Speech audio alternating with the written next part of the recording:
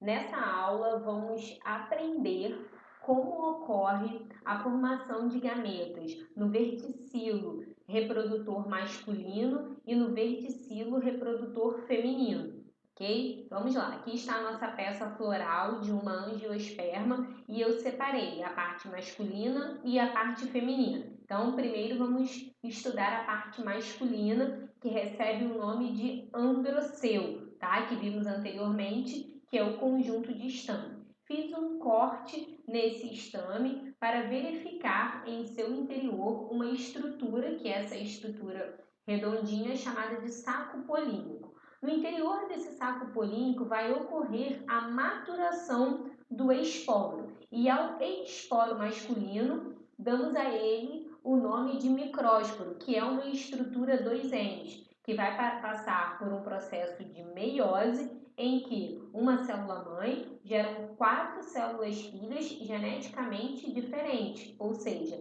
inicialmente o micrósporo era uma célula 2N. Após a meiose, existem 4 células filhas N, que vai passar por um processo de mitose até a formação do grão de pólen. O grão de pólen vai ser uma célula formada por 2 núcleos, um núcleo polínico e um núcleo espermático. Então, esse é o processo de formação do gameta masculino, que recebe o nome de grão de pólen.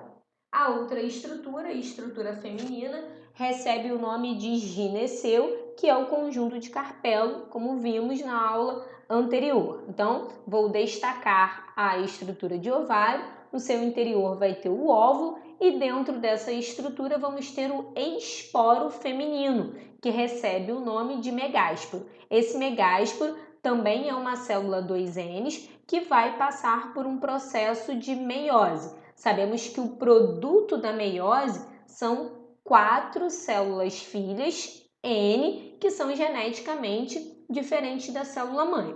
O resultado dessa meiose, como sabemos, geram 4 células, tá? Uma dessas células vai ser o esporo feminino e 3 dessas células elas vão ser descartadas, elas vão ser degeneradas, elas não irão passar pelo processo de fecundação de uma angiosperma.